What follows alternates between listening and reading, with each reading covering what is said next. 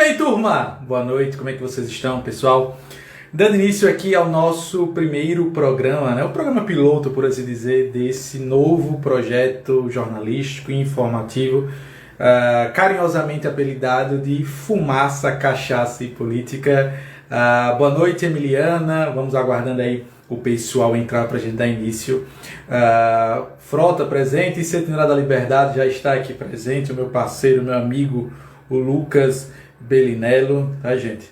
Pontualmente aqui, 9h59, como eu já havia acertado e combinado com vocês, tá, gente? Então, o que eu queria pedir a vocês é que vocês fossem compartilhando e divulgando aí essa live, esse novo projeto aqui que inicia-se nessa sexta-feira e, se tudo der certo, nas sextas-feiras conseguintes. Deixa eu só colocar aqui o Sentinela para participar e assim a gente agradece o nosso projeto aqui essa noite de sexta-feira.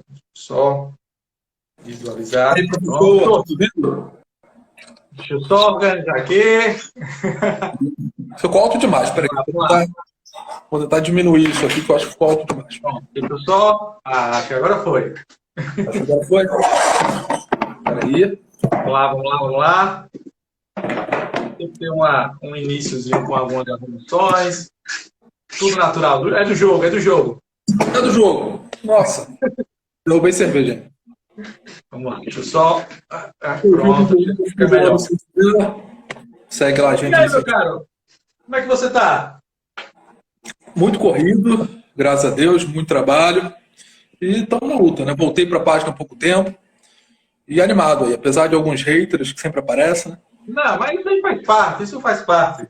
Não tem como, cara. A gente sabe muito bem que aquelas pessoas que porventura se posicionam de alguma forma, elas sempre serão pessoas que irão acompanhar o seu trabalho para tecer comentários negativos, sabe, Lucas? Então, encare isso como, de certa forma, uma faceta, um lado do sucesso. Ninguém critica, Lucas, ninguém vai criticar aquela pessoa que nada faz, sabe, meu amigo? Então, sigamos adiante, né? O que a gente não pode é dar espaço para esses haters que existem desde que o mundo é mundo, né, Lucas? Em especial para eles falarem sozinhos, até porque eles não são nem muito bons em falar entre eles, né? Exatamente. Eu até penso, Lucas, que vez ou outra é até bom a gente jogar algumas migalhas, sabe? Só para instigar e manter, de certa forma, o debate, mas não muito. Não é bom dar muita ousadia, não, sabe, Lucas? Ainda mais nessa época de cancelamento, nesse tempo de cancelamento, onde tudo que a gente faz ou fala é observado por pessoas que não nos gostam, vamos assim dizer, né, meu amigo? Bom, vamos lá, Lucas. Bom, primeiramente, meu amigo, queria agradecer a você ter topado aí essa nova iniciativa, uma conversa leve, descontraída sobre alguns assuntos que aconteceram aí da área da política, tanto a nível nacional como a nível mundial e internacional, por que não? E como eu estava falando, né, Lucas, e como nós conversamos anteriormente, a ideia é falar sobre política, que é um assunto sério, né, Lucas? Apesar dos pesares, deixa eu só... Não é tão sério assim, mas é sério do ponto de vista negativo. E aí a ideia, né, Lucas, é justamente conversar sobre política, né, de uma forma leve, descontraída, mas sem ignorar que, querendo ou não, é uma ciência, né, Lucas? É a arte que move o mundo, por assim dizer, pelo bem ou pelo mal, né?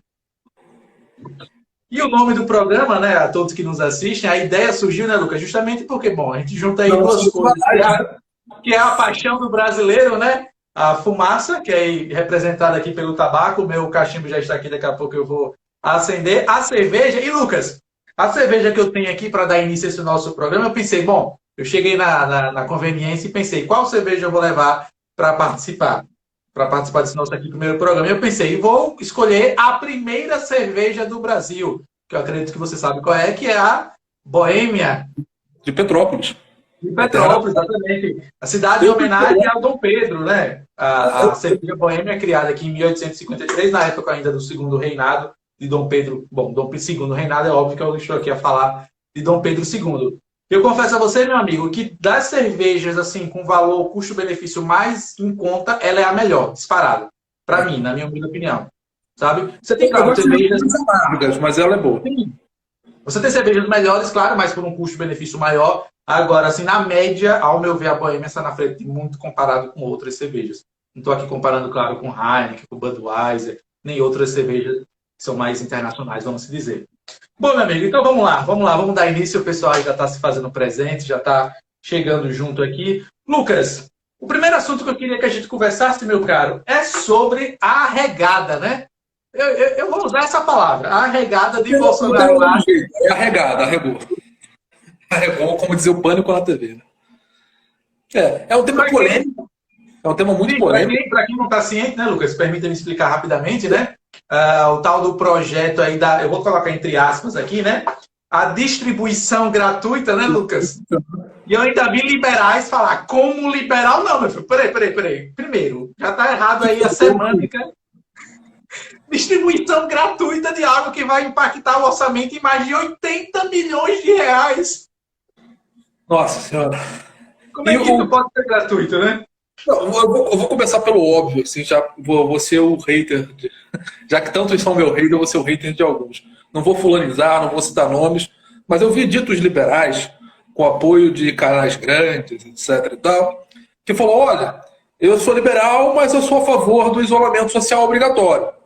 Olha, eu sou liberal, mas eu sou a favor da vacinação obrigatória. Olha, eu sou liberal, mas eu sou a favor da distribuição gratuita de absorvente. Infelizmente, você não é liberal.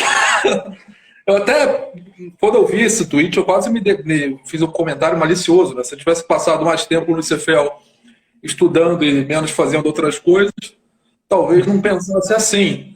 Mas eu resolvi só me calar, porque eu ia descer o nível do debate. Mas eu acho que, infelizmente, são pessoas que não são mais liberais e tem que assumir. Olha, eu fui liberal no passado, hoje eu sou um fiel filiado ao novo, uma fiel filiada ao novo. E ponto.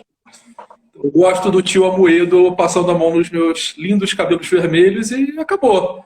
Agora não dá para ficar com esse discurso de eu sou liberal, mas tudo que for autoritário, que o novo quiser passar, que houver esse debate dentro do partido, você tem que se tucanizar, né? Que é aquela Não, coisa, sem sombra de dúvida. Mas é... Não, e o que é pior ainda, sabe, Lucas? Sem citar nomes, é claro, até porque seria até indecoroso, até porque a pessoa não está aqui para fazer a defesa, né, meu amigo? Então a gente vai evitar citar nomes, mas quem acompanha o movimento liberal sabe, certamente, né, quem nós estamos, né, as pessoas, não é só uma pessoa, são inúmeras pessoas que vieram com esse discurso da tal da distribuição, mais uma vez, entre aspas, né, Lucas? E você, como jornalista, meu caro, eu tenho a oportunidade, vez ou outra, de ler as suas matérias e percebo que você tem um cuidado, um zelo, Lucas, com a palavra, pô, com a escrita. Como é que você disse que a distribuição é gratuita? Aí quando você vai ler a matéria, tá lá. A proposta vai impactar o orçamento em mais de 80 milhões. Porra, então você já acabou dando lá o seu título, pô. Então tira lá um negócio que é gratuito. 80 é muito dinheiro, né? Eu entendo que é uma causa que a princípio parece bonita, parece justa. Afinal, todas as causas idiotas parecem justas em algum ponto. Aí, obrigado, Jorge. Tô parecendo o Boulos da direita. Bem-vindo aí. Mas, poxa, 80 milhões é muito dinheiro. Eu sei que a causa parece bonita, mas então por que não distribuir barbeador também? Por que não distribuir desodorante? E assim a gente pode colocar até na Constituição, que já é uma das mais longas do mundo, né? A gente vai colocando até a gente acabar num tipo de sociedade igual a Coreia do Norte, onde tudo é prometido, nada é entregue e você é um escravo do Estado. Não, sem sombra de dúvida, né? Pior que tudo isso, Lucas, agora a gente entrando no assunto principal, foi a arregada de Bolsonaro. E aqui já vou pistolar, sabe, Lucas, se você me permite. Tem muitas pessoas que falam, você não pode criticar Bolsonaro. Peraí, tá tudo errado aí, vamos lá. Um dos princípios básicos do liberalismo, né, Lucas, é justamente criticar todo e qualquer poder instituído. O liberalismo começou lá com John Locke, no século XVIII, com a ideia de criticar justamente quem, né, Lucas? A monarquia. Então não venha me dizer que Bolsonaro é um deus ou um rei que eu não possa criticar. Pelo contrário, é porque ele está naquela posição que eu devo criticar. Para além disso, Lucas, eu gosto de partir do seguinte pressuposto. Eu já vi algumas pessoas falarem, tipo assim, Lucas, você só pode criticar o político que você votou. Pois bem, eu não só votei em Bolsonaro, como fiz campanha para ele, coloquei dinheiro no meu bolso. Então eu tenho todo e qualquer ousadia e argumento possível para criticar Bolsonaro. E aqui entrando na regada, né, Lucas? Então logo o Congresso aprovou aí a lei da distribuição gratuita de absorvente, ele foi na TV não, naquele cercadinho onde ele conversa com seus correligionários ali em Brasília, né, Lucas? Né? falar que iria vetar e que não ia deixar isso passar e tudo mais. Mas aí, menos de 24 horas depois, né, Lucas, ele deu para trás. Então, assim, cara, estratégia de política, né? Peraí. Você é um líder de uma nação, você diz uma coisa e no outro dia você diz outra. Você desdiz o que você mesmo disse. Porra, então ficava calado na primeira oportunidade. Concorda, Lucas? Exatamente, né? Minha avó já falava que falar é prata, calar é ouro, né? E às vezes ele me lembra até aquela música do Raul Seixas, eu prefiro ser essa metamorfose ambulante, que o que ele diz hoje não se escreve para amanhã. E isso está virando uma constância aí do governo Bolsonaro. Eu acho que isso é uma coisa muito, muito ruim. Até porque essa não é a primeira regada que ele já deu, ele já fez outras coisas. Eu sinto que o público dele virou também uma espécie de petista de sinal invertido. Você não pode falar nada. Eu sei que o Bolsonaro é menos pior do que o Lula. Eu votei no Bolsonaro. Mas sinto também que o governo dele foi um desastre. Por N motivo. Falta de articulação política, o jeito dele, que é aquela formação militar, combativa, estressante, excelente para pintar asfalto e pouca coisa além disso, né? Pintar paralelepípedo e pouca coisa além disso. E vai ser difícil essa reeleição, né? Muito especial porque ele conseguiu se queimar aí com o próprio público. Ele tem um núcleo duro aí de manifestantes, de apoiadores, de 20%, 30% da população, mas isso não reelege ninguém. E eu sinto aí que talvez entre Lula e Bolsonaro, a maior parte da galera, ainda mais o brasileiro que não lê muito, não entende de economia, vai de Lula. E eu sinto que o Bolsonaro corre sim o risco de não ser reeleito. Também por causa dessas arregadas que ele dá, também por causa de se queimar com o próprio público. E outra, Lucas, eu acho que uma posição que todo homem deveria tomar, né, Lucas, independente de qualquer coisa, é, cara, sustente aquilo que você fala. Ou você dobra a aposta, ou você fica calado, ficaria calado, nem tivesse falado nada. Mas do jeito que ele falou, né, Lucas, cantando de galo ali no cercadinho, e é até um tanto quanto metafórico falar dessa forma, né, já que tem essa questão aí de ser gado ou não ser gado, mas enfim, é curioso perceber que ele tem o cercadinho dele ali onde ele fala para os seus, as pessoas que são fãs, digamos assim, do seu trabalho e tudo mais. Então, assim, eu acho que tal como você mesmo acabou de falar, né? Eu não tenho, sabe, Lucas? Essa é uma posição que eu não tenho de forma alguma vergonha de assumir, meu amigo. Votei em Bolsonaro, sim. Fiz campanha para Bolsonaro, repito, coloquei dinheiro no meu bolso na campanha de Bolsonaro aqui no estado de Sergipe e nos interiores aqui do menor estado da federação, para quem está nos assistindo. Não tenho vergonha nenhuma nisso, Lucas, porque eu sou maior de idade, pô. Eu pago minhas contas, eu pago meu boleto, só devo satisfação, em primeiro lugar, a Deus, a meu pai e minha mãe, e pronto. Não tem que estar explicando a ninguém por que eu votei, por que eu deixei de votar. Agora, fechar os olhos para esse tipo de comportamento, ao meu ver, beligerante, infantil, imaturo, e que prova, Lucas, que ele não entende nada de estratégia política, pô. Ele simplesmente o quê? Cantou de galo e deu a munição, a arma para os seus adversários políticos, que é isso que a esquerda acabou de fazer. Então, logo ele disse que ia dar um jeito de organizar o orçamento para colocar, para ofertar os absorventes gratuitos, né, Lucas? Eu tenho a impressão que se isso fosse no governo Lula, não passaria, sabia? Não, eu Porque, tenho, eu tenho plena convicção. Na porque verdade, saiu uma matéria que você no foi governo de baixinho Haddad. bonito. Não, eu vi uma matéria, Lucas, sobre isso, que quando o Haddad, eu não sei se era quando ele era prefeito ou governador de São Paulo, ele vetou um projeto similar a esse. Não, e o Lula já falava em reforma da Previdência lá atrás, né? Depois que eles partem para a oposição, eles querem que o Estado dê tudo. Que aí o orçamento não é mais problema deles, né? Mas na hora H, esse debate nem iria para frente, sabe? E aí o Bolsonaro vai como um tolo e cai nessa conversa, né? Eu sei Não, que, segundo os dados hoje, 20% das mulheres não têm dinheiro para comprar absorvente, o que é um número muito gritante, né? Uma coisa que quando você olha, poxa, quer dizer que 2 a cada 10 mulheres estão usando aí miolo de pão, como foi dito, sei lá o quê. É um número muito assustador. Mas eu acho que o caminho não é esse, né? O caminho é não. reduzir tributação, o caminho é ver formas de você fazer a economia girar, não taxar dividendos, né? Mas ensinar as pessoas a investirem, né? Não, Então, sem sombra de dúvida. E ainda uma outra coisa, Lucas, para a gente encerrar esse assunto e partirmos para o nosso segundo tema aqui dessa nossa pauta de hoje, por assim dizer, o brasileiro, Lucas, eu acho que você deve conhecer certamente o Bruno Gachagem, o seu livro, né, do Pare de Acreditar no Governo, né? Por que brasileiros odeiam os políticos, mas querem que o governo resolva tudo. Sendo que eles ignoram que o governo está repleto de políticos. Aí, peraí, o governo brasileiro não consegue ofertar coisas básicas para a população brasileira. Aí quer que o governo brasileiro se preocupe com mais um insumo básico, que é, no caso aqui, o absorvente. E como você falou bem no início, Lucas, não é questão de não se preocupar com o problema que acomete as inúmeras meninas e adolescentes e mulheres em situação de vulnerabilidade financeira em nosso país. É só uma questão de senso. Peraí, é a síndrome de Estocolmo, é aquela coisa, o cara vai lá, ele assalta, ele rouba, ele bate, ele espanca, e você ainda quer que ele resolva o seu problema. O Estado brasileiro, né, Lucas? A gente sabe muito bem disso. Ele é inchado por demais, ele não consegue ofertar o básico a nós brasileiros, aí você quer que ele oferte mais uma coisa, né, Lucas? A gente não tem saneamento básico, né? A gente tem uma parcela expressiva da população aí que está cagando no mato, né? Em fossa, literalmente. Né? Em fossa de quintal no meio do mato. Então você quer que ele distribua papelzinho aí higiênico para aqueles dias difíceis, que todos nós já tivemos alguma colega de trabalho que tem menstruação, não tem menstruação, né? Vira um bicho.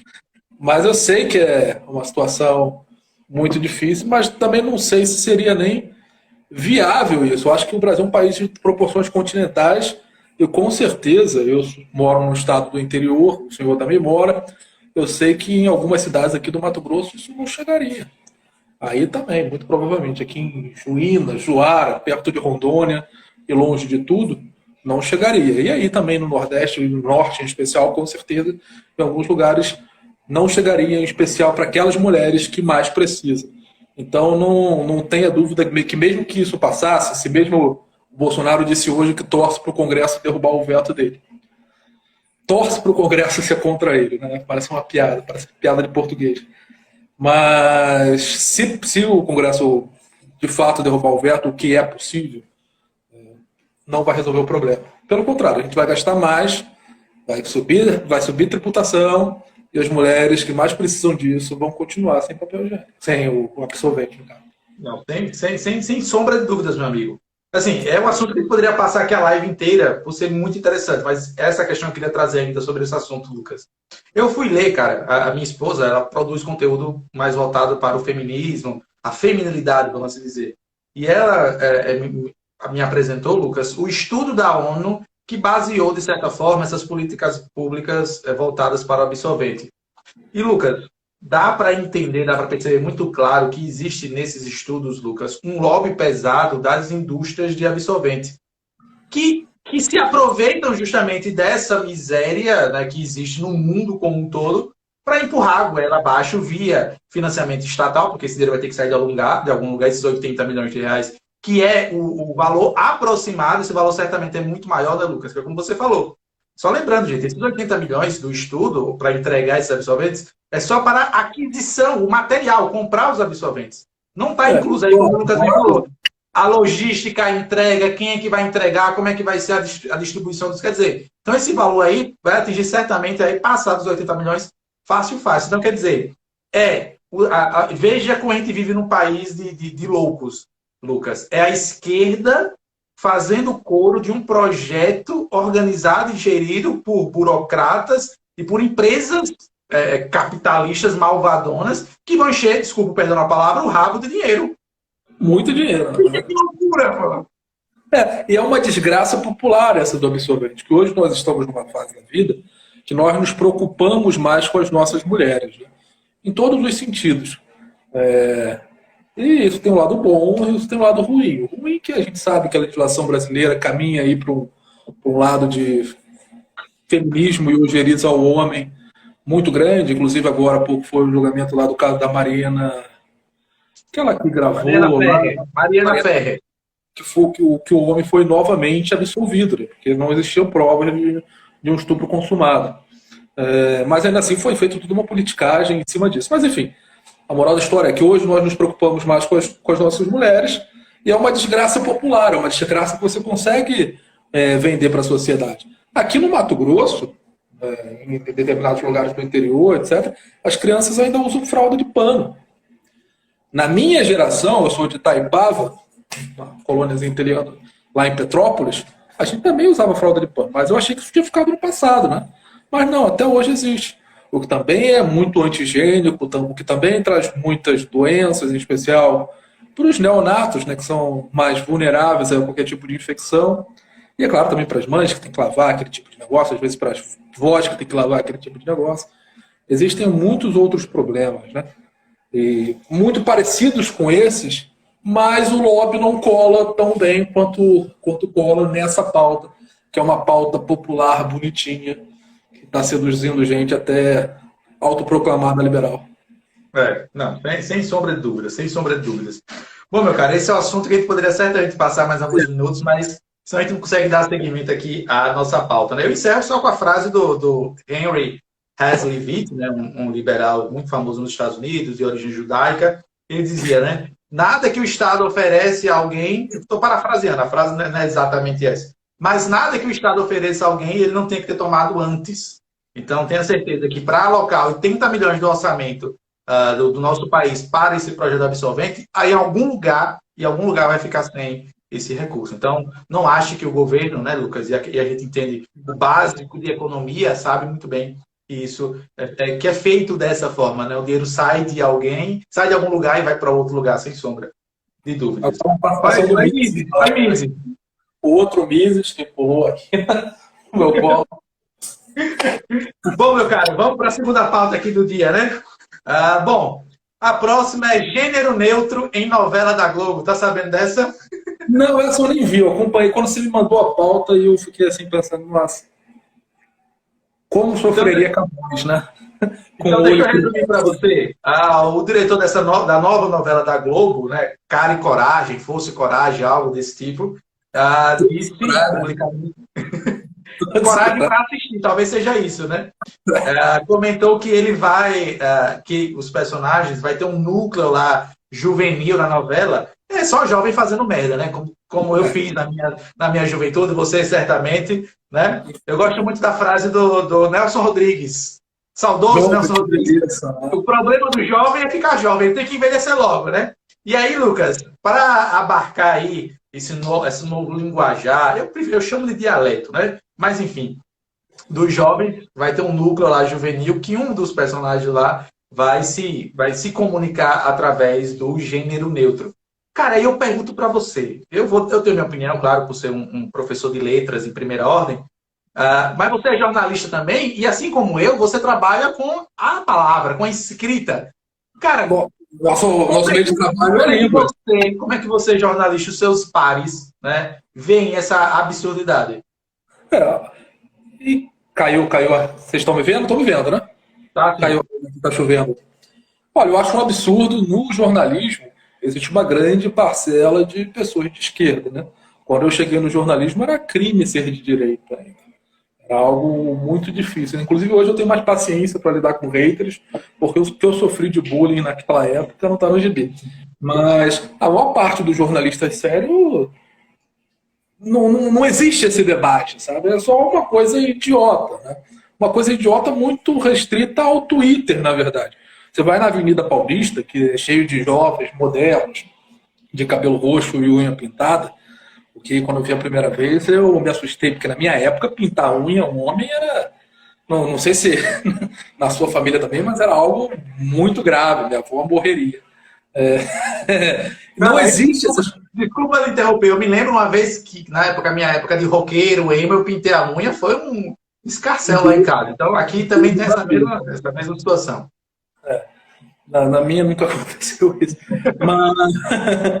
Mas eu não vejo, nem na Avenida Paulista, nem no shopping, especialmente quando você comete o crime, o erro de tomar um café no domingo no shopping, que é uma experiência terrível, que só tem adolescente, né? Muito adolescente. E é um caos, esses shoppings viram caos, infelizmente. Acho que eu estou ficando velho, que eu já não tenho mais tanta paciência para isso. Mas você não vê ninguém falando em linguagem neutra, né? Não existe isso. Isso é uma coisa que fica restrita ao Twitter e somente. Isso não faz parte da realidade.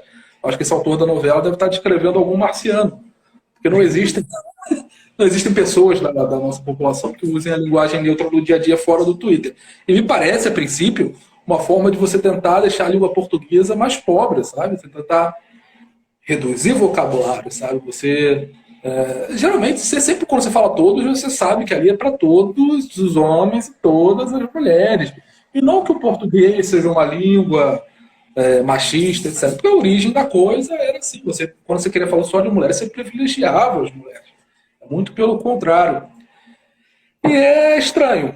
Eu observo isso como uma tentativa de você empobrecer o nosso idioma, sabe? Como tudo que vem da esquerda, né? Geralmente nada presta. Eu já falei sobre isso, meu amigo, assim, em privado, mas vou fazer essa declaração em público aqui a todos que nos assistem agora e que poderão ver essa live na posteridade. Eu tenho um diploma de letras, Lucas, e no dia que eu for obrigado, anotem o que eu estou falando aqui, por favor. No dia que eu for obrigado, ouça com atenção. Uma coisa é por vontade própria, enfim.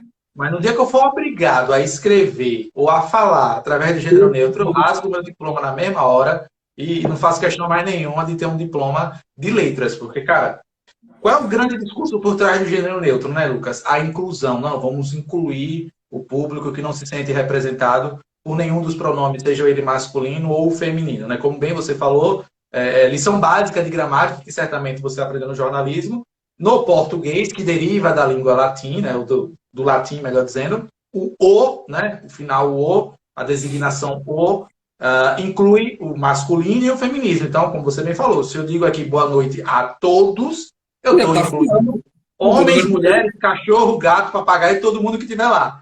Agora, quando você me vem, né? Boa noite a todos e a todas, é só redundância. Não chega a ser uma burrice, é somente uma redundância. É desnecessário, mas você pode falar assim, é desnecessário. Agora, boa noite a todos, todas e todes. Cara, não tem nada de inclusão nisso, não tem nada de inclusão nisso. Levando em consideração que, sei lá, 1% da população, dos jovens, né, falam assim, como você me falou. Eu nunca vi ninguém falar assim na rua. E olha que durante anos eu ministrei aula para adolescentes, Lucas. E eu nunca vi os adolescentes conversando assim. Nem hoje, eu tenho amigos mais jovens também, tenho estagiário, tem um monte de gente que muito mais jovens do que eu, uma geração abaixo. Estou com 26 anos, tem gente que trabalha aí no Sentinela que tem 16, 17 anos. E eu nunca vi, nem entre os meus círculos de amigo, irmão de ficante, nunca vi alguém falar assim. Então acho que esse animal ainda está para nascer. Acho que está para nascer com a novela, talvez. De repente a novela é a força que precisa para a gente ter esse tipo de coisa na rua. E outra. Se o argumento do diretor é incluir uma parcela da população juvenil que fala dessa forma, que escreve dessa forma, eu prefiro que acrescente a língua do P. Essa, sim, é muito mais falada do que o gênero neutro. Concorda, meu amigo? Muito mais gente fala a língua do P do que ele, o dele, o dile, pile. E outra coisa, cara, para a gente poder encerrar esse assunto, que eu até controlo as palavras para não soar ofensivo, que eu sei que tem um público, especialmente um público trans, que tem essa pauta como se fosse realmente algo assim. Elas querem ser chamadas de elas podem ser chamadas de elas. Agora não pode inventar uma nova palavra, querer que a sociedade se adapte, invente uma nova palavra no puta merda.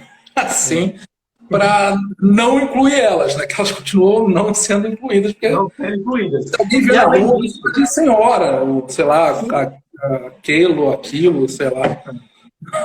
Não disso. E uma outra coisa, meu amigo, que o público inclusivo, né, ou esse discurso inclusivo ignora, é que a linguagem do gênero neutro, né, falado, até mesmo escrita, ela acaba excluindo muito mais do que incluindo, Lucas. Não sei se você sabe, você tem acesso a essa informação, mas, por exemplo, software de leitura visual para cegos, para deficientes visuais, não conseguem reconhecer esses arrobas ou esse helix. Não conseguem reconhecer.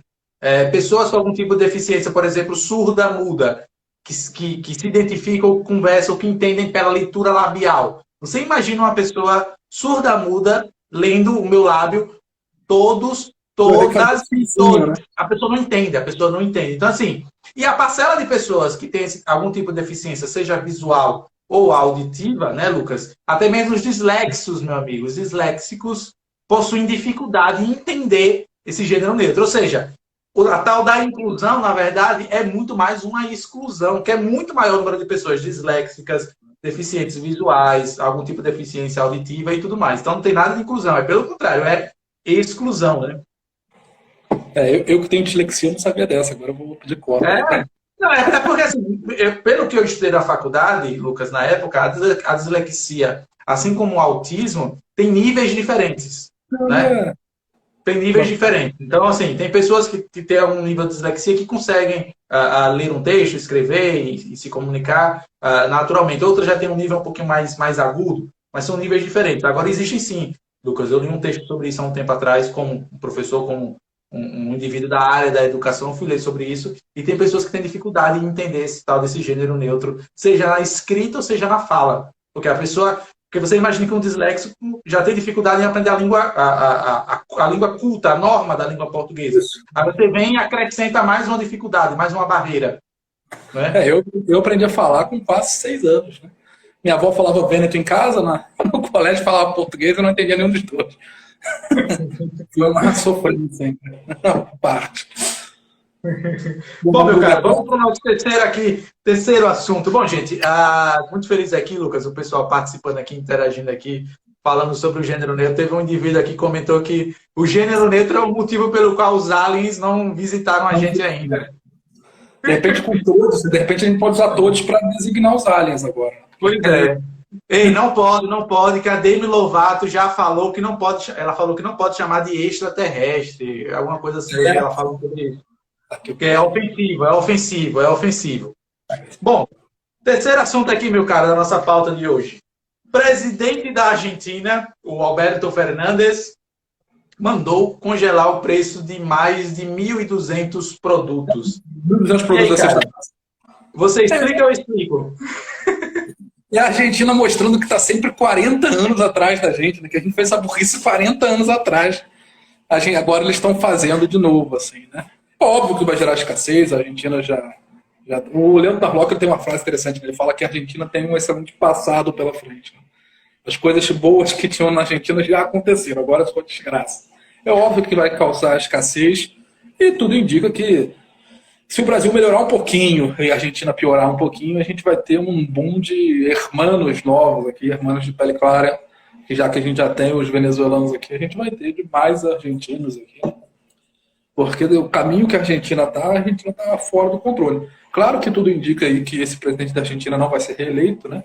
Assim como o nosso também, né? Acho que a América Latina está passando por um momento aí de não conversar com ela mesma. E eu acho que vai gerar escassez, vai ser uma bosta e a gente está vendo isso acontecer. Uma desgraça anunciada, não deu certo em lugar nenhum do mundo. Não deu certo nem na Alemanha, quando eles tentaram. E o que não dá certo da Alemanha não dá certo em lugar nenhum, né? Porque os alemães costumam ser um pouco mais organizados, né? Se bem que eu tenho um amigo que é alemão e ele é uma desgraça, chega atrasado em tudo.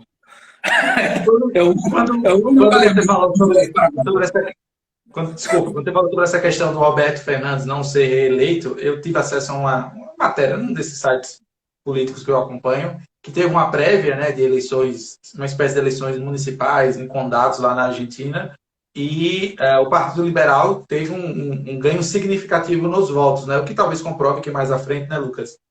Talvez novos ares cheguem a respirar lá na Argentina. Agora, sobre essa questão dos preços, né, meu amigo, como você bem falou, né? Não deu certo em lugar nenhum. Não vai ser a Argentina que vai fazer diferente. Né? Agora, o que poucas pessoas ignoram, né, Lucas, é que a economia, e aqui permita-me explicar resumidamente e rapidamente a todos que nos assistem, ela é como uma roda, né? No sentido de que todas as engrenagens estão conectadas daquela roda. E se você interfere em uma rodana, em um prego, em um parafuso daquela roda, inconsequente, toda a roda será impactada. Então, explicando em miúdos, né? Se você congela o preço, por exemplo, do leite, né? Todo o material envolvido, até aquela caixinha de leite bonitinha chegar no mercado, vai ter que também sofrer. Vai sofrer inconsequente também, né, Lucas? E depois, queijo você não vai achar, nenhum produto derivado do leite você vai achar. Exatamente. E se o preço está congelado, o comerciante vai pensar 1000 vezes. Ao invés de ter todo esse trabalho para produzir esse determinado item alimentício, vamos colocar aqui o leite como exemplo, é melhor ou eu não produzir, ter prejuízo, ou até mesmo buscar a exportação. Lembremos, né, Lucas, que há algum tempo atrás isso estava acontecendo no Brasil com a carne. A carne brasileira ela estava desvalorizada, né? Ou seja, os valores não estavam em consonância com o que os produtores de carne queriam, né, ganhar, ou queriam, enfim, colocar o preço. O que é que eles estavam fazendo, Lucas? Enviando a carne para fora. Porque mesmo com o risco de sei lá, de uma embarcação não chegar essa carne lá do outro lado do mundo, ele preferia correr esse risco do que colocar para vender no mercado nacional, porque ele sabia que ia ter perda, né? Aqui no Mato Grosso aconteceu muito. A galera parou de criar boi e começou a plantar soja, que era mais fácil de exportar para fora. Exato, exato. E assim, cara, infelizmente é algo que você vê as pessoas celebrando, né? Especialmente as pessoas mais conectadas às ideias de esquerda, né, Lucas? Não, aí a Argentina está dando um exemplo de como controlar a economia nessa época de pandemia. Não está dando exemplo nenhum. Anote o que esses dois malucos estão falando aqui a vocês nessa sexta-feira à noite, né? Não vai demorar muito. Não vai demorar muito tempo. Sim, não, com certeza. Não vai demorar muito tempo para perceberem que esse tal desse congelamento de preços na Argentina só vai piorar a situação que já está degradante lá.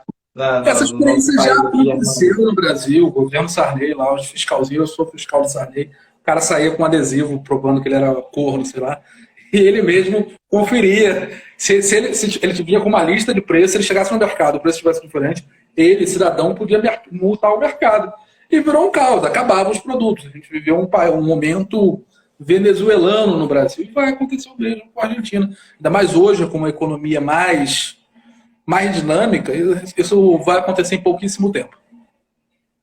Não, eu não tenho dúvida disso. A questão é só a gente poder, infelizmente, né? É aquela coisa do eu avisei, né? Eu avisei que ia dar merda, vocês não ouviram. E, cara, deixa eu contar a você uma história que eu tenho muito orgulho de poder falar isso. A minha lua de mel, Lucas, eu passei em Buenos Aires, com minha esposa, a Isabel Lisboa. E ela ficou sabendo depois. Mas eu tinha feito um roteiro secreto. E qual foi o roteiro secreto, meu amigo? Eu quis visitar a Universidade Federal de Buenos Aires, especialmente o prédio da economia, que foi o bendito lugar onde o Ludwig von Mises palestrou lá na década de 50. A gente caminhou lá pelas ruas de Buenos Aires, ela sem entender do porquê. Eu falei, não, vamos ali, vamos ali, vamos ali. De repente a gente chegou lá no prédio, né, que eu tinha certeza, porque eu já tinha lido um pouquinho para saber em qual lugar o Ludwig von Mises tinha palestrado, e era justamente aquele lugar. Cara, eu cheguei lá, fui numa recepção que tinha lá no campus de economia da Universidade de Buenos Aires. E aí, com o meu espanhol bem vagabundo, né, o portunhol aí, eu perguntei se tinha alguma coisa de Mises na biblioteca. Cara, não tinha um livro do Ludwig von Mises. Sendo que o livro dele, As 6 Lições, né, é um considerado... Sim, e foi lá, e aconteceu lá. Então, assim, cara, eu passei lá pelo lugar, tinha alguns estudantes, até eu cheguei a tentar conversar com eles, perguntar se eles tinham ouvido falar do Ludwig von Mises, nada, dei com burro nas águas, mas infelizmente a Argentina, mais uma vez, como você disse, né, a Argentina caminhando para trás, estilo Michael Jackson, né, fazendo moonwalker, né? Moonwalker do mundo, né? Uma pena, né? Embora a gente tenha sempre aquele sentimento meio estranho com o argentino, né, que são aqueles irmãos brigados, né? Não sei porque acho que a gente tem mais esse sentimento de inimizade com os argentinos do que os paraguaios têm com a gente, e a gente destruiu o Paraguai uma vez. Mas esses dias também o presidente da Argentina falou aquela bosta, né, que eles vieram dos barcos e nós viemos da céu. Aquela frase que é uma pérola por si só. Então, vejamos, e a gente sabe que o fim dessa medida populista, né? A gente sabe muito bem que o que vai acontecer é muito pior, né? Toda vez que o governo tentar resolver o problema, muitas das vezes ela acaba causando um problema ainda maior, né? Infelizmente são os nossos irmãos que irão pagar o pato, pagar o preço, né? Bom, meu caro, vamos agora para a nossa penúltima e última pauta de hoje. Bolsonaro, essa aqui direto do G1, viu? Direto do G1. Bolsonaro diz que tem vontade de privatizar a Petrobras. Porra, agora tem vontade? Eu tenho vontade de emagrecer, já tem 3 anos, já fui de 70 quilos para 100. Então, tô caminhando também, mas tem uma vontade mais expressiva do que a dessa do Bolsonaro. Eu acho que ele planejou o governo para ser um governo de 2 mandatos. E essas privatizações, teoricamente, viriam no segundo mandato. Hoje a gente sabe que muito provavelmente no segundo mandato dele não vai nem existir. Existe essa possibilidade muito séria de ele não ter um segundo mandato, ele ficar de fora e as privatizações não acontecerem. Não aconteceu nenhuma, não conseguiu privatizar nenhum dos Correios. Privatizou algumas rodovias, privatizou alguns aeroportos, que é uma coisa também que a Dilma Rousseff fez, vale lembrar. Acho que a Dilma Rousseff fez até algumas concessões a mais do que ele. Isso é uma concessão mais quase de estadual do que federal. Não são coisas relevantes. relevante teria sido privatizar o Correios, por exemplo, a Petrobras, por exemplo. Isso não aconteceu. E também não vai acontecer agora. Essa vontade dele daí não vai reverberar em nada, não. Pode ser que, magicamente, ele consiga privatizar a Petrobras aí no ano de eleição, que seria, de fato, muito bom para ele, traria ânimo até para os liberais aí apoiarem ele. Mas eu não sei se isso vai ir para frente, não. Eu acredito que essa privatização não vai acontecer. E eu acho que essa vontade não poderia ter não devia ter caminhado sozinho, devia ter tido mais ações, né? Vale lembrar também que o nosso colega aí, o Salim Matar, saiu do governo reclamando da falta de ânimo das privatizações. Não, eu penso, Lucas, assim como você, só que partindo por uma linha um pouco mais da semântica, até mesmo do significado implícito por trás das palavras. A verdade é, Bolsonaro sentiu que a trola está na mão dele, né? Está encostando lá nele, por conta do aumento assim incontrolável da questão do combustível, que aqui, fazendo a justiça, Bolsonaro tem quase nada, pouquíssima influência sobre isso, porque todo mundo que sabe um pouquinho entende como é que funciona o mercado de petróleo, sabe que é baseado a preço internacional. E o mundo como um todo vive uma crise de desabastecimento. Ponto. Isso aí é um fato. Nós temos uma série de petróleos aqui que são seríssimos. Né? Sim, nós temos sim. grupos que fazem lobbies entre eles mesmos. O valor que o combustível sai do refino e vai para a bomba são valores que nunca casam, né? Então você tem essa malandragenzinha aí a mais, e nisso daí o Bolsonaro tem pouca ou nenhuma culpa, né? Não é desmérito dele. Mas eu acho que a privatização da Petrobras teria resolvido alguma coisa e era para ter sido feito antes, né? Esse é o tipo de coisa que ou você faz no seu primeiro e segundo ano de governo, ou você não consegue fazer, né? Porque no primeiro ano você está com mais fôlego, etc. Eu sei que o Bolsonaro também teve a desvantagem de ter a pandemia logo no começo do governo dele. Claro, no momento que a pandemia chegou, o dólar já estava valendo R$ 5, né? Vale se lembrar isso. O dólar bateu R$ 5 em janeiro de 2019. E a gasolina também já estava caminhando para esses preços. Não tão altos como aconteceu nos últimos 3, 4 meses, né? Mas já estava mais alto em níveis quase dilmanianos, né? Não, Então, o que mais me incomoda, Lucas, além de toda essa sua análise político-econômica, que é mais do que assertiva, é mais uma vez o discurso. Porque assim, é um discurso que é claramente ele querendo tirar o dele da reta. Mil perdões aí pelo vocábulo chulo. Ele quer tirar o dele da reta, então ele quer jogar a culpa para alguém, para a galera. Então vamos privatizar a Petrobras. Cara, é como você disse, se ele realmente tivesse esse ímpeto, essa vontade, esse desejo, ele teria feito isso, como você bem falou aqui, pontuou de maneira bem pontuada. Pontuou de maneira pontuada, não, falou de maneira bem assertiva. Faria no primeiro ano de mandato, que é justamente o ano primeiro, onde ele está com a força toda e está começando e tudo mais. Então, assim, e outra coisa, Lucas, o governo Bolsonaro criou muito mais estatais do que privatizou. Ponto. Isso é outra coisa que ele vai levar isso para o mandato dele, infelizmente. Para a biografia política dele. Nem estatal de camisinha do Acre. Exatamente. E ainda criou mais. Né? Então, assim, ele não vai conseguir privatizar a Petrobras nesse resto de mandato, mas de forma nenhuma. Petrobras, perdão. Bolsonaro não tem o Senado, Bolsonaro não tem a maioria no Congresso. Então, assim, tudo que for nesse nível magnânimo, que é justamente a privatização da Petrobras, Bolsonaro não vai conseguir nunca. Ao meu ver, é só mais um discurso de jogar para a plateia. De jogar para a plateia. Falar, a culpa não é minha, a culpa é da Petrobras, vamos privatizar ela. Então ele meio que tira, digamos assim, o dele da reta, sabe, meu amigo? Ao meu ver, essa é a desculpa que ele usou dessa vez para parar de encher o saco dele sobre o valor do combustível. Eu concordo em gênero, número, grau. Até no gênero neutro concordo. Pois é. Bom, vamos ver, né? Vamos ver, quem sabe aí o que se espera aí nos próximos dias.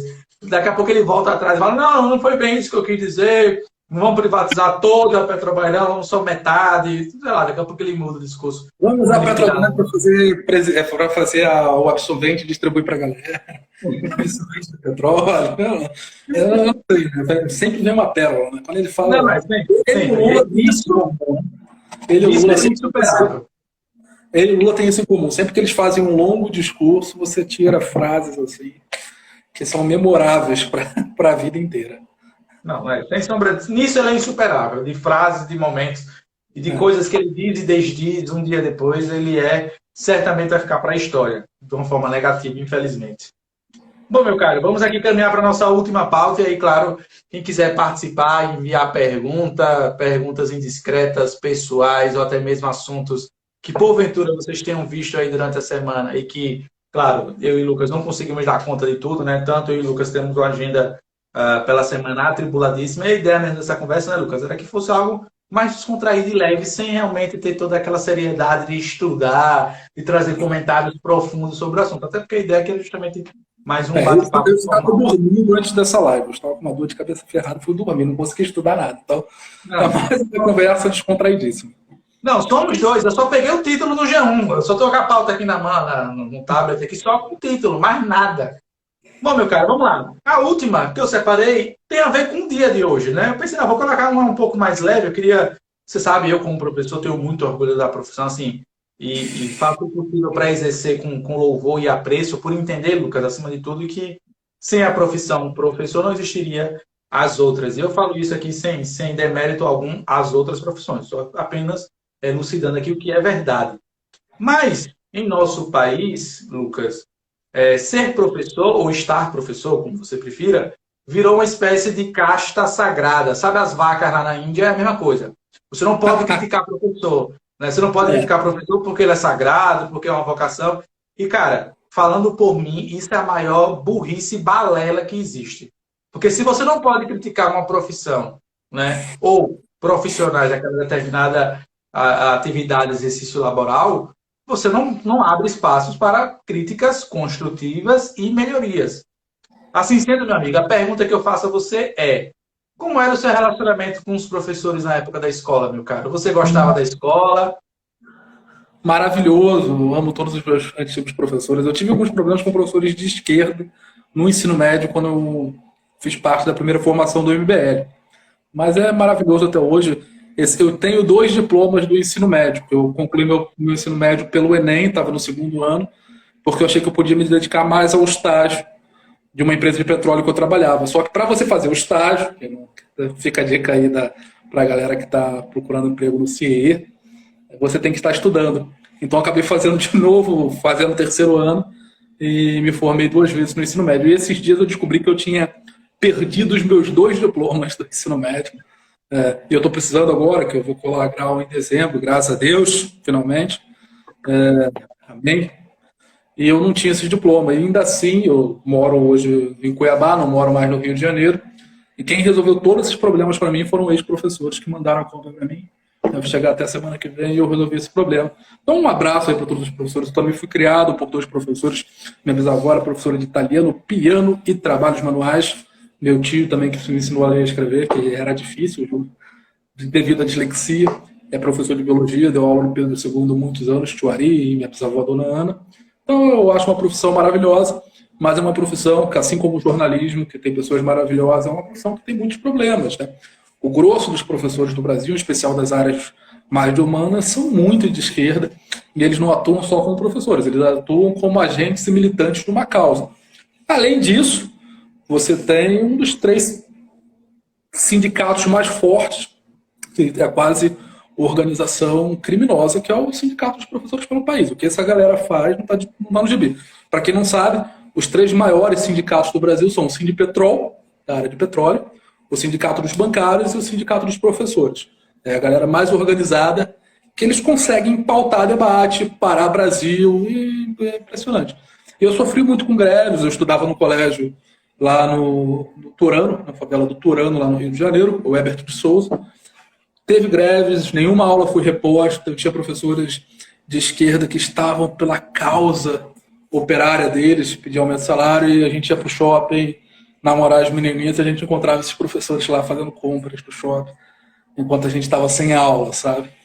Então tem coisas muito ruins da profissão de professor, embora seja uma das profissões que eu considere muito nobre, e os professores tiveram um papel muito importante, ainda mais eu que não tive base familiar muita, né? Minha bisavó morreu quando eu tinha 13 anos e minha mãe já tinha morrido. Então eu tive muitas figuras maternas e paternas que foram meus professores. Inclusive, eu tenho uma boa relação de amizade com uns 10 professores até hoje. Eu converso assim no dia a dia. trocamos conselhos, temos uma relação muito bonita de amizade até hoje. Só para você ter uma ideia, uma das minhas 5 amigas mais próximas foi minha professora na 5ª série. Carla, a professora Carla do português, que também sofreu muito aí com o meu garrancho aí, típico também da dislexia. Um beijo para ela. Muito bom, muito bom. Ao contrário de você, meu amigo, a minha relação com a escola foi um pouco conturbada, em especial no ensino médio, né? Até o nono ano, todo mundo acha que é um gênio, né? Você só tira nota boa. Quando chega no ensino médio, você percebe que você é burro pra caralho. Essa é a verdade.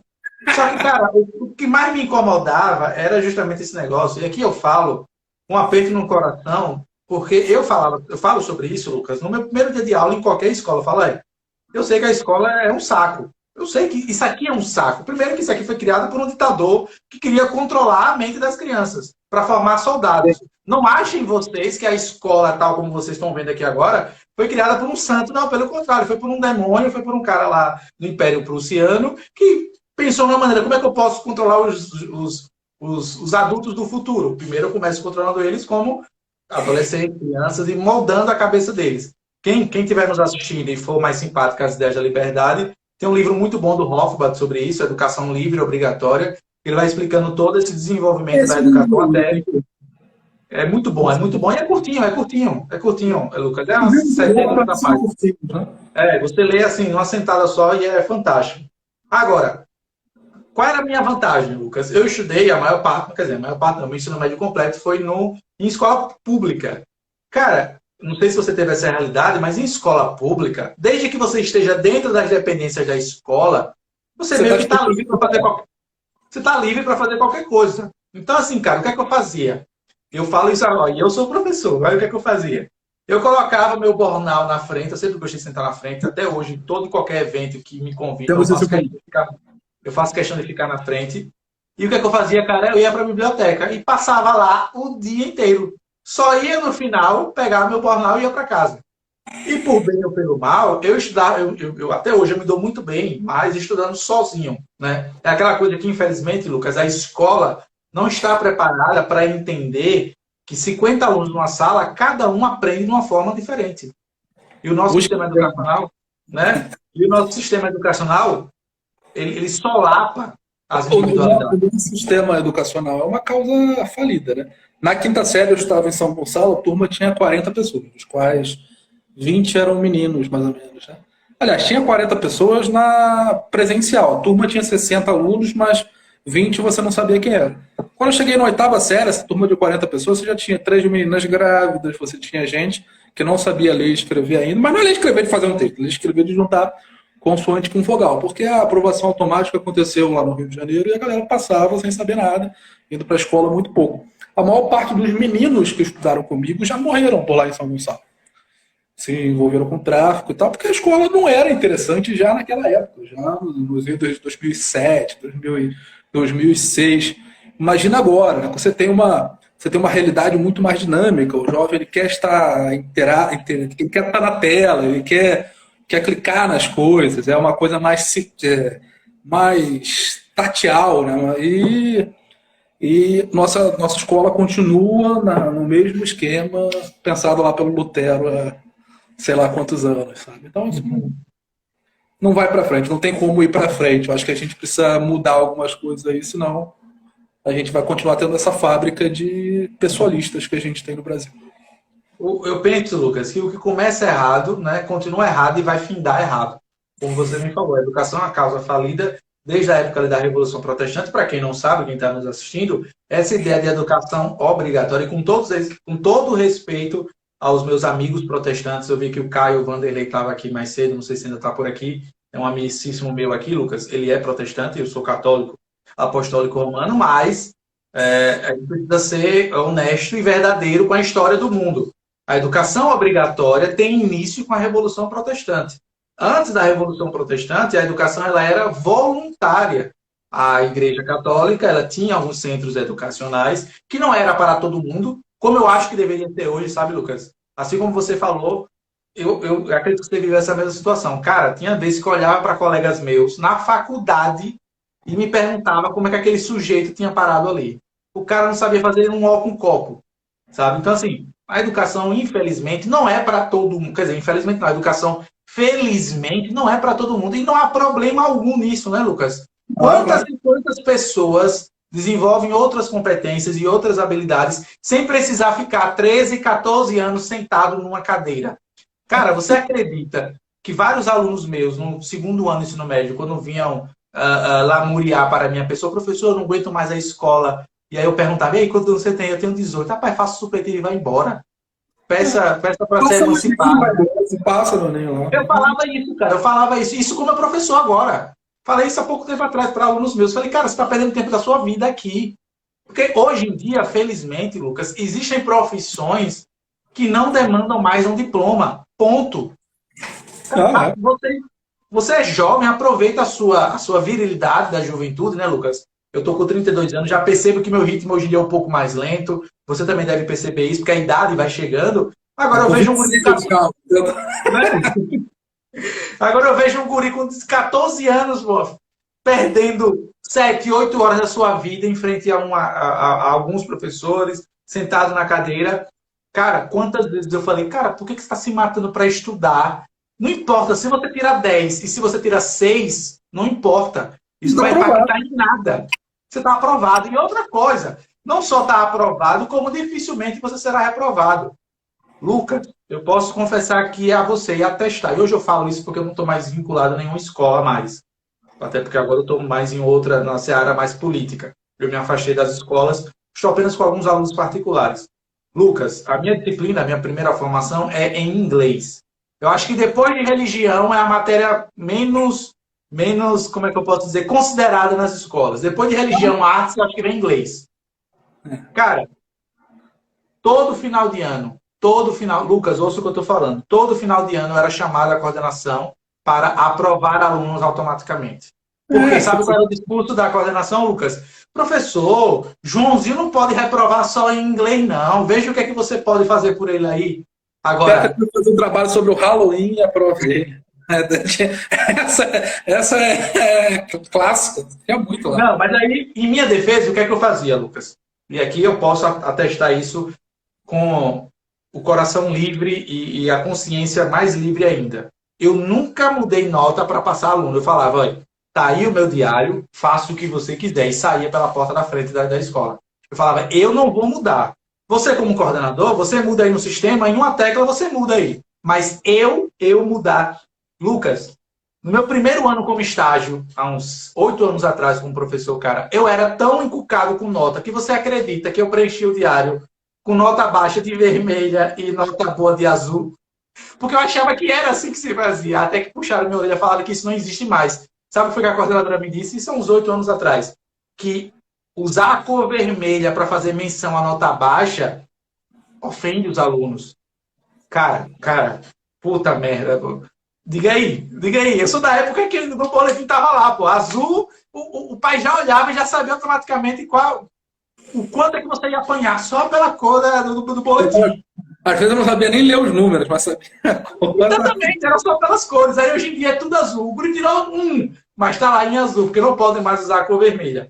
Mas, cara, só para concluir esse assunto, é um assunto que, assim, eu poderia falar horas e horas, que é um assunto que eu sou apaixonado pela educação e amo muito a minha profissão, sabe, Lucas? Mas eu vou completar 10 anos agora, em 2022. Próximo ano eu completo 10 anos de docência na sala de aula, efetivamente falando, Lucas. Porque eu comecei a trabalhar já no segundo ano de faculdade, Lucas. Eu não esperei, não. No segundo ano eu já estava estagiando. E, cara, e é quem nos assiste, a educação brasileira é um faz de conta. É mentira em todos os lados. E outra, não ache que é só mentira na escola pública, não. Na escola particular é mentira também. Se você como pai... É um nível muito discrepante, né? Sim, claro. O nível de ensino, sim. O nível de ensino é discrepante, é óbvio. Mas a questão da aprovação automática também existe na escola particular. Porque um pai que paga a mensalidade certinho, a escola muito dificilmente, Lucas, vai querer reprovar aquele aluno. Porque sabe que se reprovar, o pai pode pegar ele e levar para outra escola.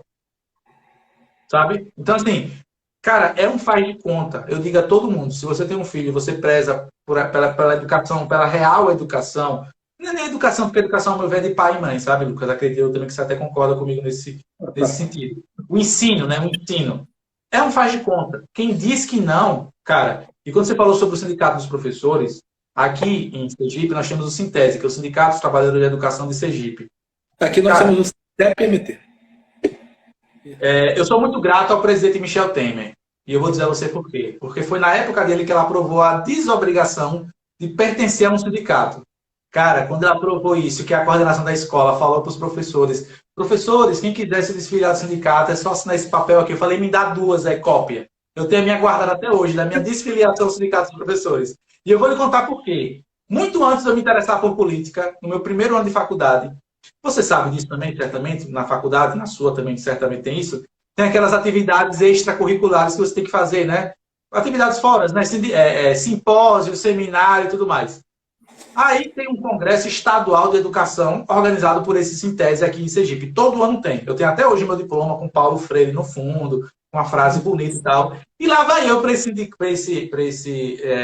evento de educação, Lucas, porque eu precisava de horas extracurriculares para poder me formar mais à frente, né? Eu pensei, não, eu vou pegar logo essas horas no início do curso para no final eu ficar mais tranquilo. E assim eu fiz. No segundo ano eu já tinha todas as 180 horas de atividades extracurriculares. Tudo que era evento de xadrez eu estava lá fazendo, não queria nem saber, era só para fechar as horas. Cara, o auditório lotado de professores de todo o estado de Sergipe, eu, um mero estudante no meu segundo ano de faculdade, num clube esportivo que tem aqui em Sergipe, o Yacht Clube. Quem estiver nos assistindo aqui for de Sergipe vai saber o lugar que eu estou fazendo referência. E aí eles vão começar o evento, de repente o palestrante lá, o cerimonialista, fala bem assim, Lucas, nunca me esqueço disso. Tinha um telão gigante, estilo cinema, grandão, que ocupava toda uma parede. Vamos dar início ao nosso simpósio da educação e tudo mais, o Congresso Estadual da Educação, mas antes vamos entoar o hino. Aí os professores se levantaram, eu me levantei e pensei, porra, vamos cantar o hino nacional, né, caramba? Eu sou da época, e acredito que você talvez, apesar de ser um pouco mais velho, que os livros, no fundo, tinha, né? Era o hino nacional de um lado, o hino da independência do outro. Então, eu sei o hino nacional de cor, as duas partes, não é só uma, não, eu sei as duas. Cara, se eu disser a você qual foi o hino que foi tocado, não foi o hino brasileiro. Eu medo sei lá, até o hino soviético. Foi o hino da Internacional Socialista. Um evento dos professores, um congresso estadual, juro a você, Lucas.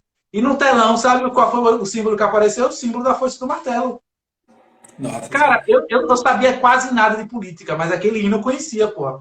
Falei, caralho, que porra é essa, bicho? Um evento de educação. Os caras não estão cantando o hino nacional, mas estão cantando o hino da Internacional Socialista.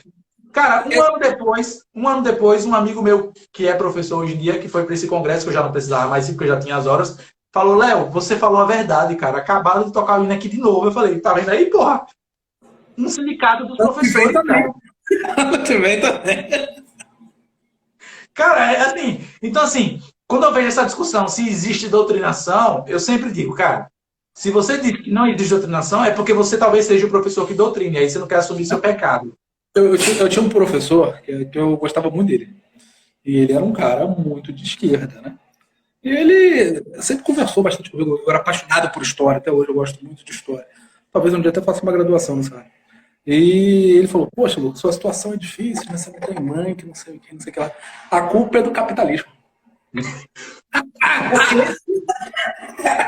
Isso aconteceu em sala de aula.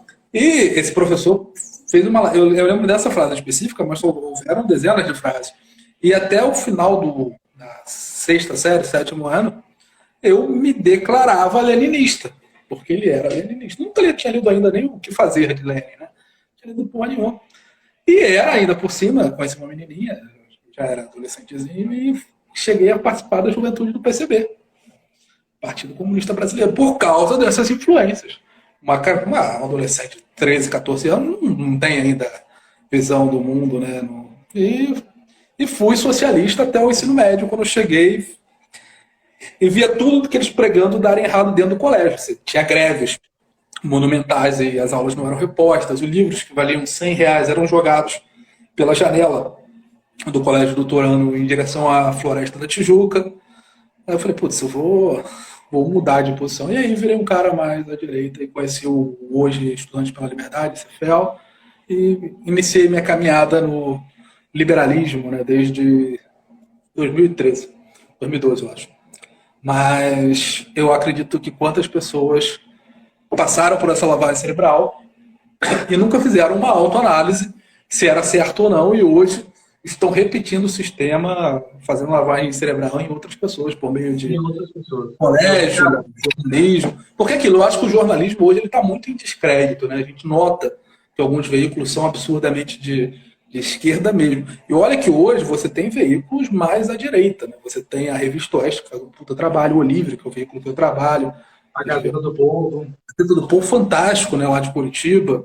Tem o Poder 360, que tem uma redação. Tem veículos também que estão até acima disso, tipo o Poder 360, que fazem trabalhos bons, de fato. Você tem também bons veículos de esquerda. O veículo lá do Green, acho que o Intercept Brasil é um bom veículo, dá algumas matérias boas. Mas até alguns anos atrás você só tinha veículos de esquerda no Brasil. Até 6, 7 anos atrás, a única coisa que você tinha mais ou menos à direita de fato era o antagonista. E ainda assim, nem todos os editores eram de direita, mas ele tinha um editorial que parecia mais de centro-direita. Hoje você tem até a Cruzoé deles com um baita trabalho de direita de fato.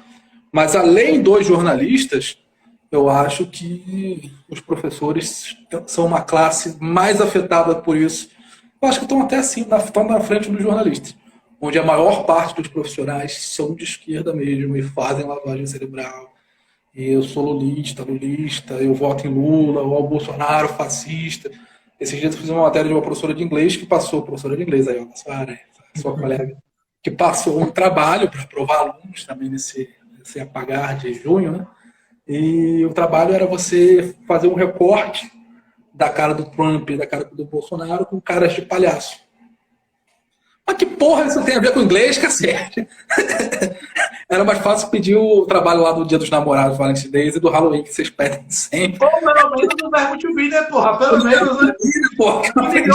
Nem hoje em dia os guris estão sabendo mais a desgrama do verbo to be. Nem isso estão sabendo mais. O assunto principal da língua inglesa, né? Cara, assim, é um absurdo, é um absurdo. Mas independente de tudo, assim como você, cara, eu tive professores maravilhosos e fantásticos. Então, assim, sou muito grato. E, assim, eu sempre digo às pessoas próximas a mim, né? Quando você se apresenta, Lucas, como um professor, você gera dois sentimentos nas pessoas, né? Um sentimento de pena e um de admiração. Pena, Lucas, eu não aceito que ninguém tenha por mim. Porque se hoje eu estou, felizmente, tenho uma casa, tenho uma comida, bebida, tenho um carro, tenho uma vida financeiramente estável, eu e a minha esposa, pelo meu mérito, pelo meu esforço, pelo meu suor, pelo meu labor que eu derramei até chegar aqui. Há 10 anos atrás, cara, eu estava servindo pizza num restaurante. Eu era garçom, sabe? Um dos meus primeiros empregos assim oficiais foi ser garçom. E hoje eu tenho 2 diplomas, tenho uma pós-graduação, trabalho hoje como assessor de um dos melhores, se não o melhor vereador aqui da cidade de Aracaju, mas foi com o meu próprio mérito. Mas agradeço, claro, aos professores que me ajudaram a chegar até aqui. Agora, a parte da admiração eu aceito, porque, porra, para ser professor no nosso país, você tem que ser realmente por paixão e vocação. E digo mais, Lucas, infelizmente, muitos que hoje são professores não honram a profissão, não honram a vocação, porque é uma vocação, é uma vocação. Cara, eu não sei o quão cristão você é, ou quão católico, até mesmo, a gente nunca chegou a conversar sobre religião, até porque é algo de fórum íntimo e a ideia aqui não é essa. Mas, para mim, como um católico, e quem nos assiste aqui, se alguém por acaso também for como eu, Lucas, eu sempre trago a seguinte reflexão e a gente caminha aqui para o final. Cara, o Filho de Deus poderia vir ao mundo e exercer toda e qualquer profissão. O Filho de Deus poderia vir ao mundo, quando veio há 2000 anos atrás, e exercer toda e qualquer profissão. Mas na sua vida adulta, qual era a sua principal vocação de Jesus Cristo? Ser um professor. Ensinar. Né? Então, assim, cara, a profissão que eu exerço hoje, por exemplo, eu trabalho hoje em dia com um vereador e lá no gabinete só me chamam de professor. Professor, o próprio vereador, que tem 30 anos a mais que eu, me chama de professor. Eu tenho 30, ele tem que estar quase 60. Então, assim, cara, eu tenho o maior orgulho de ser chamado de professor por uma pessoa mais velha que eu, porque talvez ele tenha percebido que eu ensinei algumas coisas a ele. Então, assim, cara, como é que você não vai ter orgulho da profissão do Filho de Deus, porra? O cara que criou o mundo poderia ser qualquer coisa quando ele veio ao mundo, ele veio como um professor. Ensinava através das parábolas, tinha os seus discípulos, deixou ensinamentos. O livro mais vendido do mundo hoje é a Bíblia, né, que traz os seus ensinamentos, traz as suas lições de vida e tudo mais, sua própria experiência de vida. Então, assim, eu tenho muito orgulho, apesar, Lucas, dos pesares. Isso não me deixa cego, de forma alguma, aos erros, aos desmandos e aos problemas crônicos que persistem em nossa educação, né, meu caro?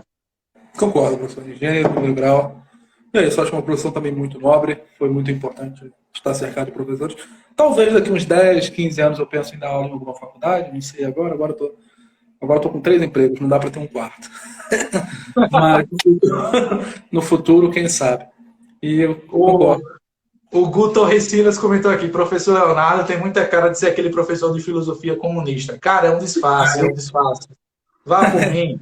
A barba aqui é um disfarce. Na verdade, eu quero atingir a barba de Dom Pedro, Lucas. É a minha meta. Já tem alguns meses que eu não aparo. Você sabe por que ele tinha aquela barba, né? Não tinha? Sabe por que ele tinha aquela barba, né? Não sei. Por quê? Por causa da família da mãe dele, os Habsburgos, eles tinham aquela doença que o queixo crescia, por causa das relações entre familiares, né? E o queixo dele era muito maior que o do pai. Inclusive, ele morava em Petrópolis. Petrópolis é mais alta, é mais fácil de respirar. Petrópolis não era uma cidade imperial antes do Pedro II. Só que por ser uma cidade mais arejada e tal, ele precisava ficar lá. Em especial nos dias quentes, senão ele ficava igual um bulldog, assim, sabe? Quase morrendo. Aí a barba era para disfarçar o queixo. Inclusive, quando você vê os retratos dele mais jovem, ainda com menos barba, o queixo é muito grande. E dizem que o queixo foi muito aliviado nas pinturas. Era um queixo Habsburgo mesmo. Não era um queixo de... Não sabia disso. Aí, aprendi mais essa agora? Não sabia. Né? Então eu conheço histórias. Né? Histórias é história. Não vou saber se é verdade agora também, porque nunca vi o quanto. Deve ser. Digamos, sem problema nenhum. Aqui não tem um fact-checking. O avô dele também tinha, a mãe não tinha. A dona Leopoldine não tinha, mas ele tinha. Ótimo. Bom, meu amigo, é isso. Encerramos aqui a nossa pauta de hoje. Cara, queria agradecer a sua presença, a sua participação. Espero que tenha sido divertido para você, assim como foi para mim. Foi um momento assim descontraído. E a ideia era essa, né, Lucas? Era que fosse uma conversa informal sobre alguns assuntos que são sérios, né? Foram assuntos sérios que nós tratamos aqui, mas claro, sem perder essa leveza típica de nós brasileiros, né? Afinal de contas, a gente pode não ter melhor, mais divertido. Afinal, a gente teve mais de 10 pessoas online durante quase toda a live, com um pico de 20 pessoas aí nos assistindo em plena sexta-feira à noite. À noite, exato. E assim, né, a gente pode não ter... O Brasil tem essa característica de ser um povo, né, uma nação bem humorada, bem humorística, como você prefira. A gente não venceu nenhuma guerra mundial, mas a gente venceu a guerra dos memes, né, contra Portugal. Então... Dá pra dizer que a gente venceu a Segunda Guerra Mundial, vai? Dá pra dizer que a gente tava lá. A gente fez parte dos aliados, né? Lá também, né? Vencemos contra o Paraguai. Inclusive, não sei se você sabe, você falou aí da Segunda Guerra Mundial, o principal destacamento que foi lá para a Itália, né, fazer o cerco lá no Hitler, saiu da onde? Você sabe, né? Saiu daqui. Saiu daqui de Sergipe, viu? Saiu daqui de Sergipe. Então, nós temos um memorial aqui em homenagem aos soldados da Segunda Guerra, pô. Lá da... Como é o nome daquele monte que tem lá? Monte Castelo? Monte Castelo. Né? Saiu daqui. Meus avós morreu lá. Muito bom. Muito bom. Minha família chegou para cá em 46, 47 por causa da guerra. Por causa da guerra. Fugindo, no caso, né? Depois, né? Minha bisavó, meu bisavô, meu trisavô, todo... Chegou meu trisavô e 12 filhos aqui. Caramba. 13, né? 30 pessoas, né? Porque tinha netos, sobrinhos. Não, hoje em dia os casais criam um cachorro e já achei que tá demais, né? Não, imagina você chegar num navio com 50 pessoas. Pois é. Eu não tenho 50 pessoas. Imagina 50 pessoas da minha família, porra. É muita gente. Cara, eu sei que, por parte, entrando nesse assunto de árvore genealógica, por parte de pai eu devo ter uns 20 tios e por parte de mãe uns 14, 15. Né? A geração antiga, né? Hoje em dia... Não tinha tanta televisão. Não tinha internet, vai? Sim, meus pais só tiveram dois filhos, eu e meu irmão. Né? Então, assim, consequentemente, no futuro, a árvore genealógica vai diminuindo, né? Naquela época você tinha mais filhos, no meu caso, no caso da minha família, era para ajudar na lavoura, né? Exato. Tinha um motivo, tinha um objetivo, né? Servia para isso. Mas hoje, não sei, hoje é mais difícil você criar filho também, né? Apesar de você ter escola pública, você ter tudo direitinho, mas acho que nós temos mais cuidado aí com as nossas crianças. Mas que bom, né? Não, porque ter tanto filho assim deve ser... Eu moro num apartamento de 2 quartos, eu acho que não cabe mais. Meu cachorro já está aqui perturbando a live inteira, pulando em cima de mim.